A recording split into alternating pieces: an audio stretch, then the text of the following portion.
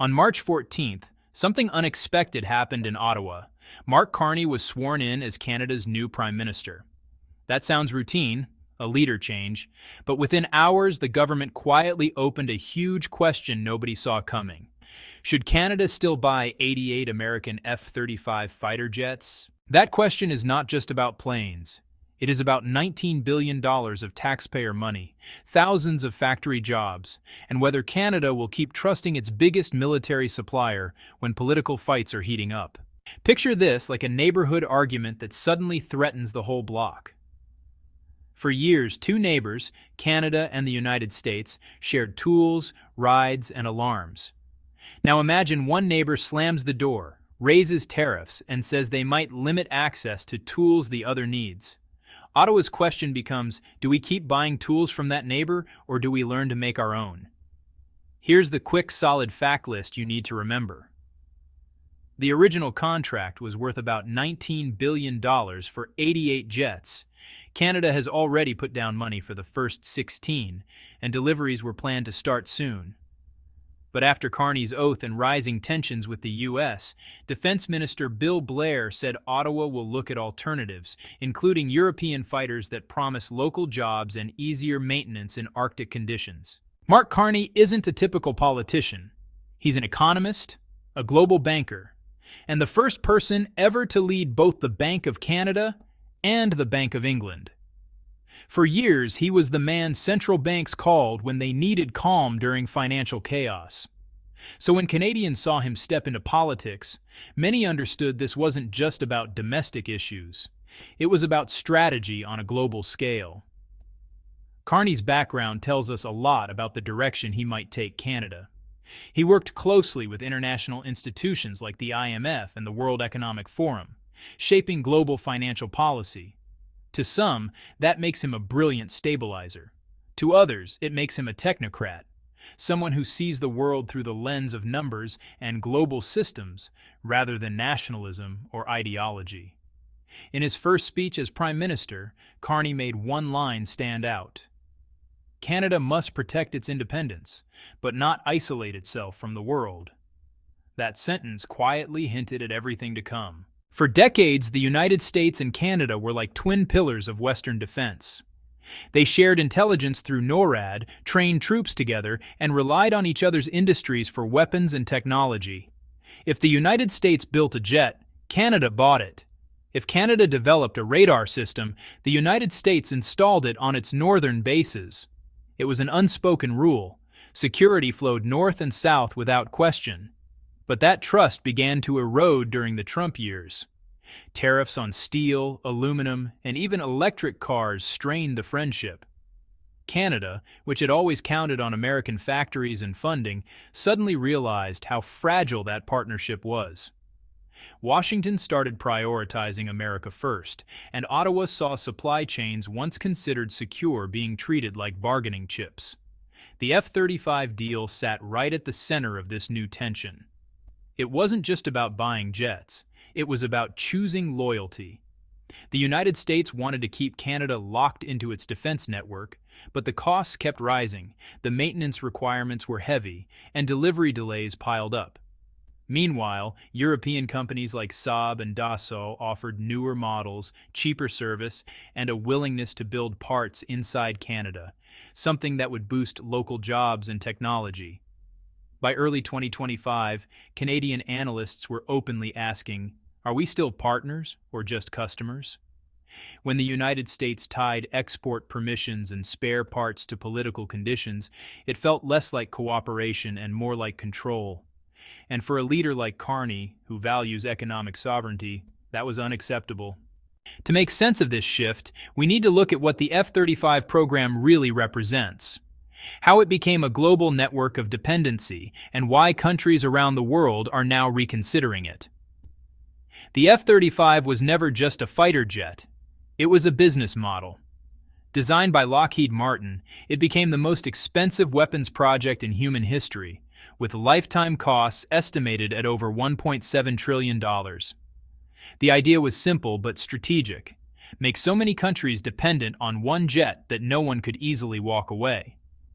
From Britain and Italy to Japan and Australia, United States allies were offered partnerships. They'd invest billions, get limited access to blueprints, and in return, gain prestige, flying the same plane as America. But hidden beneath that prestige was control. Every F-35 around the world still reports back to United States servers for diagnostics, software updates, and part replacements. In other words, Washington holds the keys to the global fleet. Canada joined early, hoping to secure jobs and technology transfers.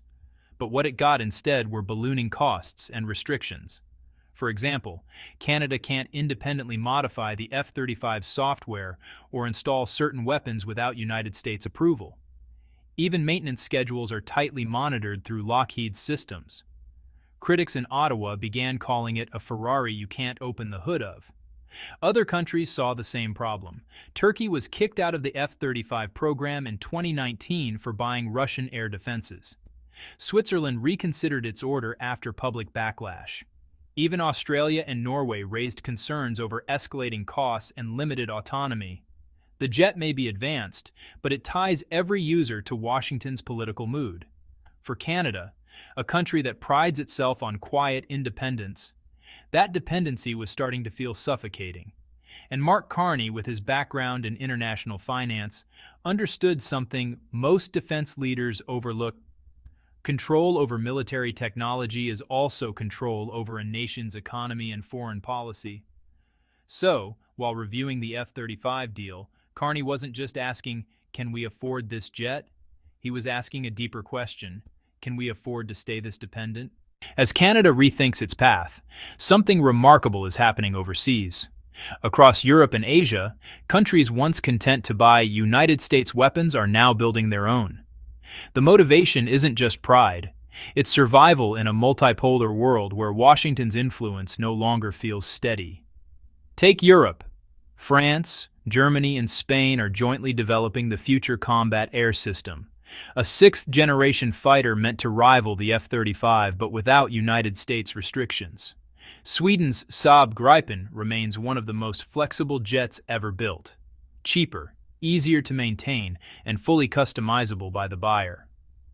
The United Kingdom and Italy have teamed up on the Tempest program, another next-gen aircraft that's drawing attention for its open software architecture, meaning no foreign lockouts, no secret codes. Then look east. Japan and South Korea are both working on indigenous stealth fighters.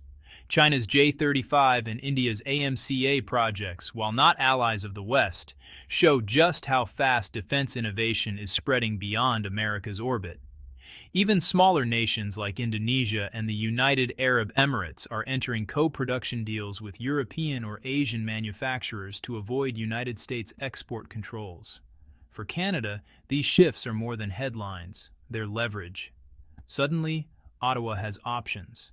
Instead of waiting years for F-35 deliveries and United States approval, it can negotiate partnerships that include domestic assembly lines, shared patents, and Arctic-tested designs.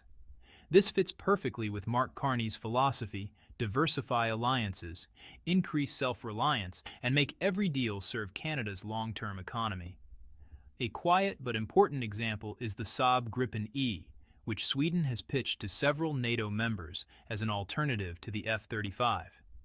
It offers full technology transfer, shorter takeoff capability for icy runways, and lower maintenance costs, all things that matter for Canada's northern bases. These new partnerships also line up with global trade trends. As the United States focuses inward, Europe and Asia are expanding military exports and building cross-regional supply chains, linking defense production to renewable energy, rare earth mining, and even artificial intelligence research. For a resource-rich country like Canada, that means any defense contract can double as an economic bridge to new markets. But this pivot isn't risk-free. Turning away from the F-35 could upset Washington, especially at a time when United States-Canada relations are already fragile. In the next section, we'll explore the potential fallout. What happens if Carney's government really does cancel the deal, and how that decision could reshape North American defense once and for all. If Canada actually walks away from the F-35 deal, the shockwaves will hit more than just military headlines. It would mark the first time a close U.S. ally openly breaks from Washington's flagship defense program.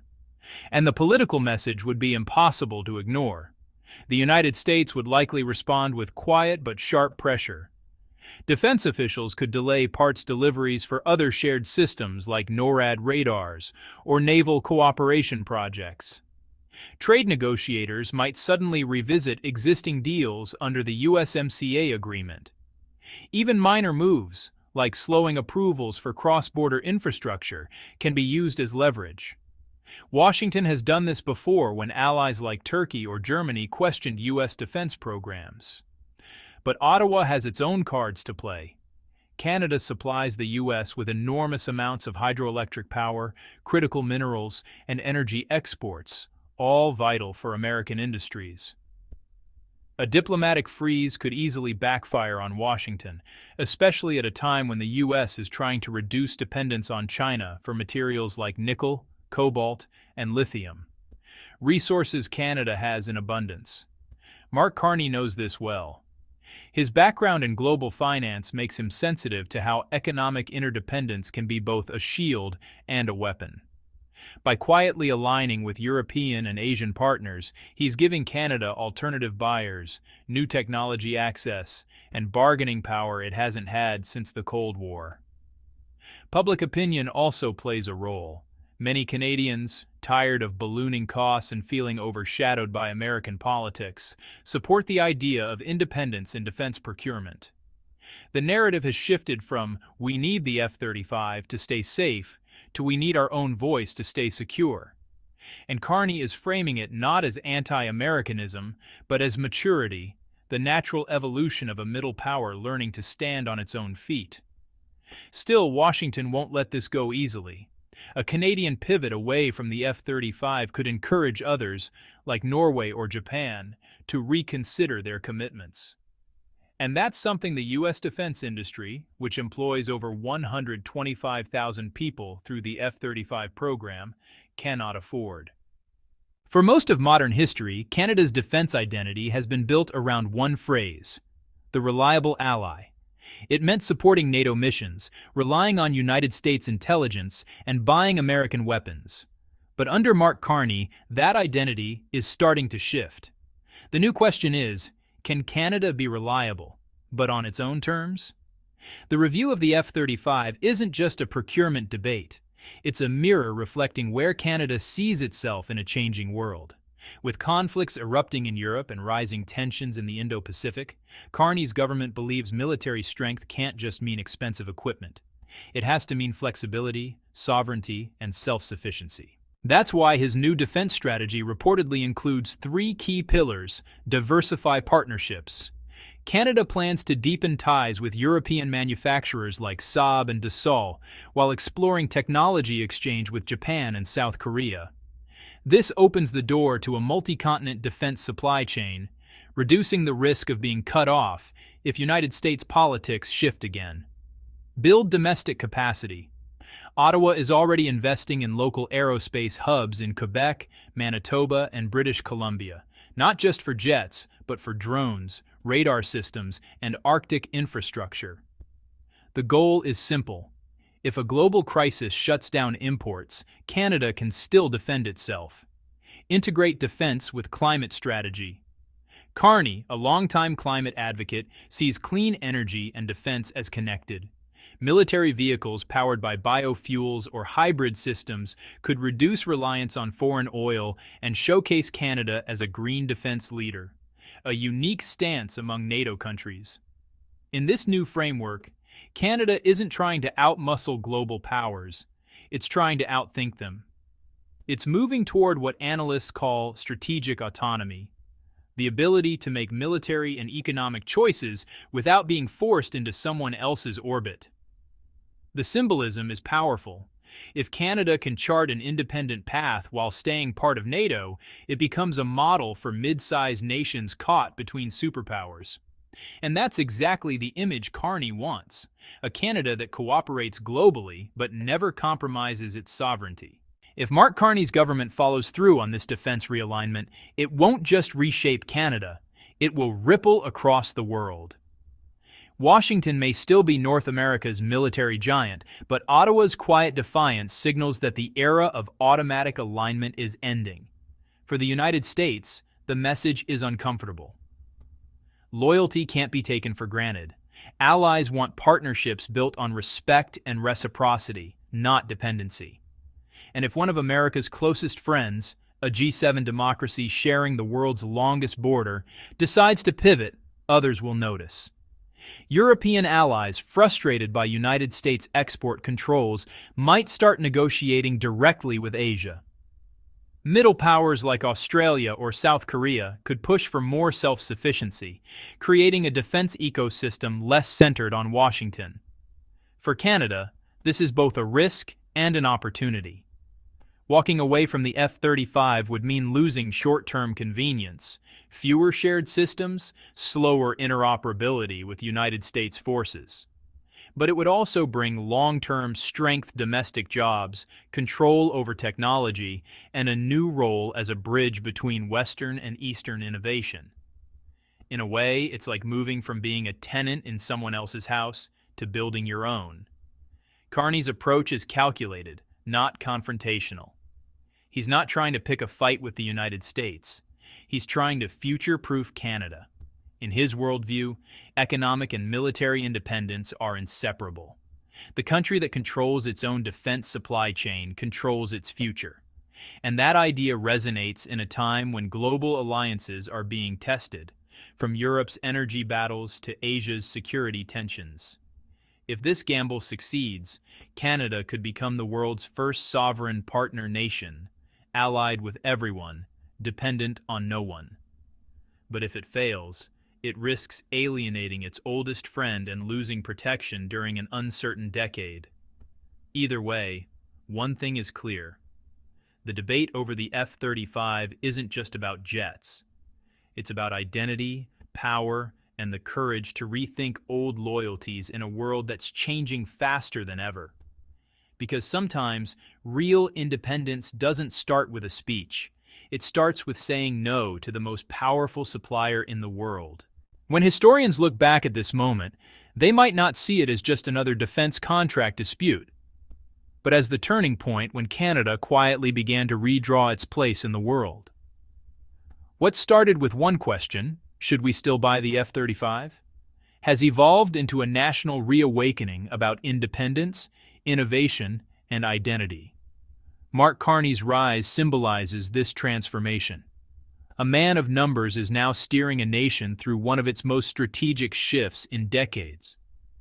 He understands that in the 21st century, power isn't just measured in tanks or jets, but in the freedom to choose, to trade, defend, and act without waiting for permission from anyone else. If Canada succeeds in this pivot, it won't become anti-American. It will become post-dependent, a country that can work with Washington, partner with Europe, and trade with Asia, all while protecting its own sovereignty. This would mark the beginning of a new kind of alliance, not built on dominance, but on equality. Of course, this path won't be easy. There will be pressure, resistance, and possibly consequences from those who prefer the old order. But Carney's move shows that Canada is no longer afraid to think like a global power, one that can shape the rules, not just follow them. So the next time you hear about a fighter jet contract, remember, it's not only about military spending, it's about who controls the sky and who controls the future. Because the true battle for independence isn't fought in the air. It's fought in the choices a nation makes when it decides to stand alone and still fly higher than ever before.